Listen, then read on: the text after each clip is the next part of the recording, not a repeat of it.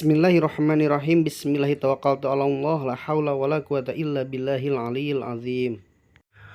Wa yahrumu ala junubi, dan diharamkan kepada orang yang junub sitatu asya 6 perkara. Yang pertama, orang yang mempunyai hadas besar atau junub.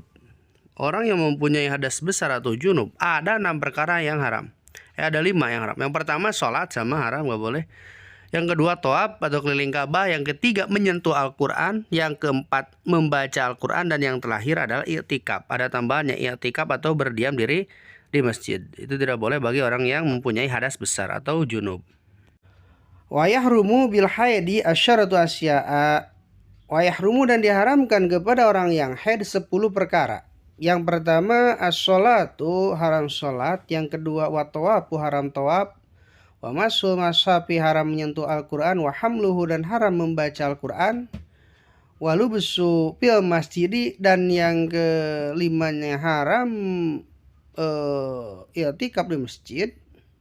Wa qiraatul Qur'ani, dan haram membaca Al-Quran. Wa shaumu, dan haram puasa. Wa talaku, dan haram talak, cerai. Karena itu dilarang suami menceraikan istrinya dalam keadaan haid. Tidak boleh menceraikan istri dalam keadaan haid.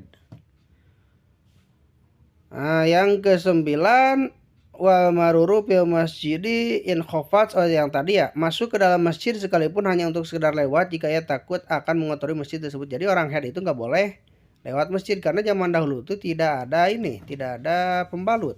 Ditakutkan darah haidnya mengotori masjid. Jadi tidak boleh orang yang haid lewat ke masjid gitu. Dan yang terakhir, yang 9, diharamkan jima wal istimta'u, haram jima, bersenang-senang istri di antara pusat. Iya, itu adalah jima. Jadi tidak boleh jima karena dia sedang haid.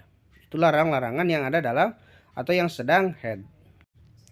Paslun asbabut tayamumi salah satun. Sebab-sebab yang membolehkan tayamum ada 3. Faqdul ma'i, yang pertama, tidak ada air untuk berwudu.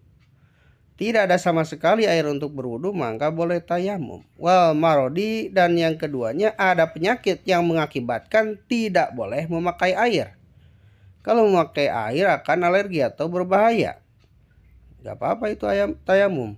Wal ihtiyaju ilaihi li'atsi hayawanin muhtaramin, ada air. Yang ketiga, ada air hanya sekedar mencukupi kebutuhan minum manusia atau binatang yang muhtaram atau binatang yang dihormati. Ada air tapi sedikit, cukup untuk minum. Kalau diminum, kalau dipakai untuk wudu, airnya habis, nggak ada lagi, tayamum nggak apa-apa gitu.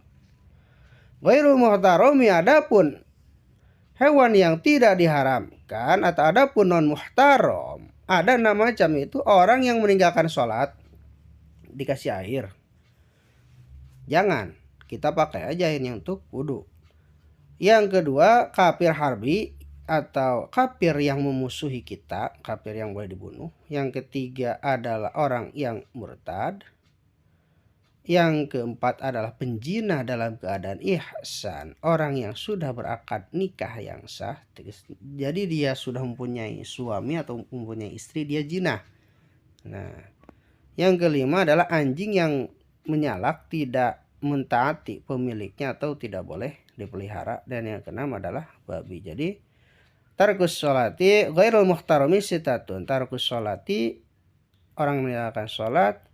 Wa zina muhsoni, yang kedua zina muhson. Wa murtadu murtad. Wa kafir akhrobi, kafir musuh. Wa kabakuru, anjing yang tidak mentaati tuannya. Dan wal hinziru, dan babi. Itu adalah ghairul muhtaram. Jadi kalau ada 6 tersebut, kalau kita punya air gak dikasih pun tidak apa-apa gitu. Kita pakai saja untuk minum atau untuk wudhu.